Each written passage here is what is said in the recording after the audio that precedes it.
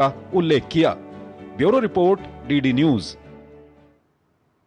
प्रधानमंत्री नरेंद्र मोदी ने India mobile Congress IMC का उद्घाटन करते हुए आज कहा कि आज भारत निवेश, नवाचार और निर्माण के लिए सबसे बेहतर स्थान है।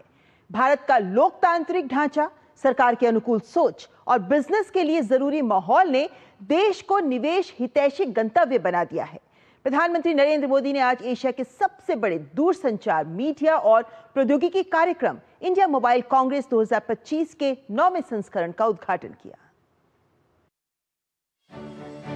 प्रधानमंत्री नरेंद्र मोदी ने इंडिया मोबाइल कांग्रेस के 9वें संस्करण का उद्घाटन किया।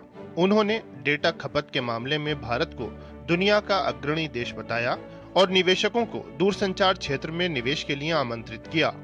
पीएम ने कहा कि निवेश, नवाचार और मेक इन इंडिया के लिए ये सबसे अच्छा समय है। पीएम ने कहा कि डिजिटल कनेक्टिविटी अब कोई लग्जरी नहीं रह गई है, बल्कि ये लोगों के जीवन का हिस्सा बन गई है। आज भारत में 1 GB वायरलेस डेटा की कीमत 1 कप चाय के दाम से भी कम है। चाय का उदाहरण देना मेरी आदत है, पर यूजर डेटा कंजम्पशन में हम दुनिया के अग्रिम देशों में आते हैं।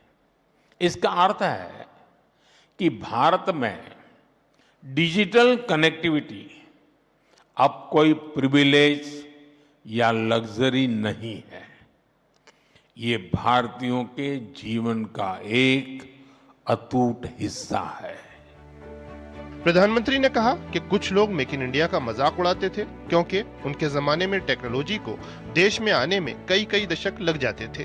पीएम ने कहा कि आज सरकार देश की प्रतिभा और क्षमता के साथ पूरी ताकत से खड़ी है।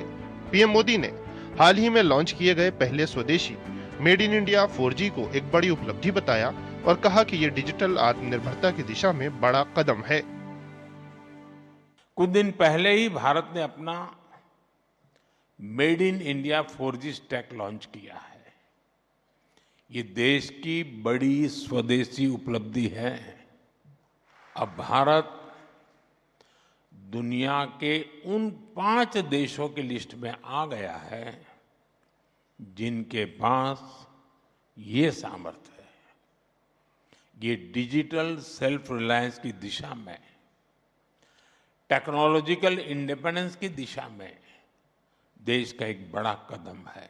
Indigenous 4G and 5G stack के जरिए हम न केवल सीमलेस कनेक्टिविटी को सुनिश्चित कर पाएंगे, बल्कि देशवासियों को तेज इंटरनेट और रिलायबल सर्विसेज भी दे पाएंगे।